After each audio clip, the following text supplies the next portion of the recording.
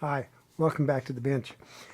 Well, I have a lot of projects. I always say if 40 is good, then maybe 80 is better, and who knows how many some of you may have on your desk, but I have a bunch.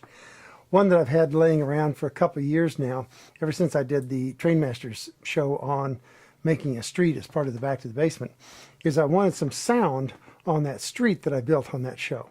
And so I found that Little Sounds from Engineering, that's ENGINNERNG,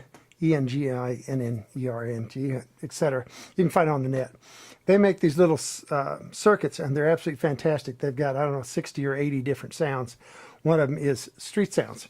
So I've got this module, and I wanted to activate it. My problem is that I need to have people walk by and turn it on. Because if it's on all the time, then it's simply white noise and people forget about it. They turn it out. They don't even hear it. So I want this to come on when somebody walks by, so it kind of attracts their attention to that exhibit and adds some life to the exhibit. The thing I thought of was, well, what we need some kind of a detector circuit to do that. So I went out and I bought a detector. I got some relays. I got a transistor. And I looked up some circuits on the internet, people that said, yeah, this thing really works well, and you don't need an Arduino to do it, because I'm not very good at programming.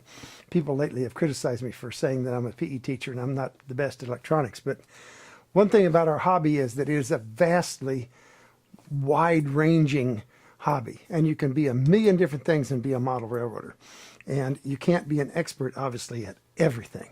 And so electronics is one of my downfalls. I admit it. I try to get around it. And I think actually this time I've managed to succeed in getting around this one.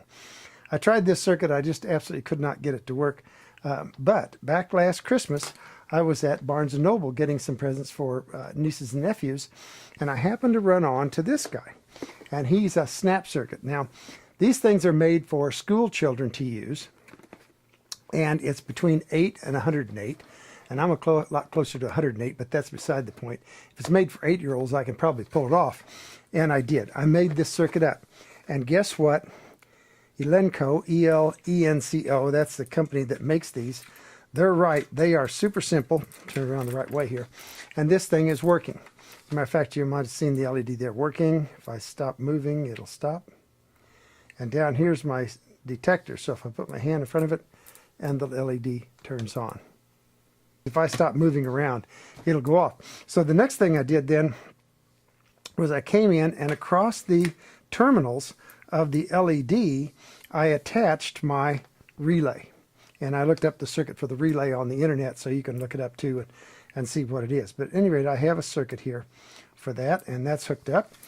Now all I have to do is this will activate the coil and connect. On my module here, my N-track or my engineering sound module, there are two contacts that need to be shorted, these two right here. So what I can do is take a lead here, and let's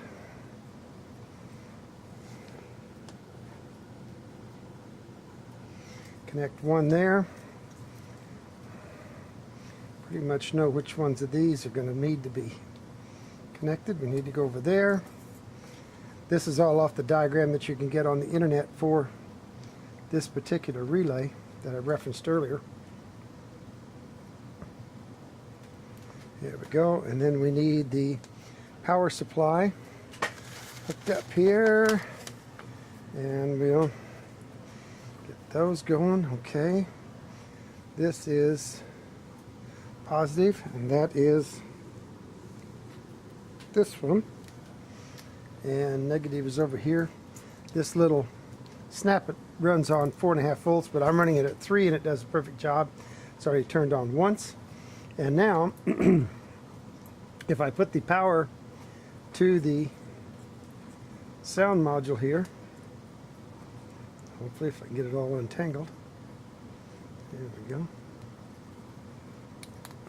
there we go. Now it's not on. Get my mic down close, there we go.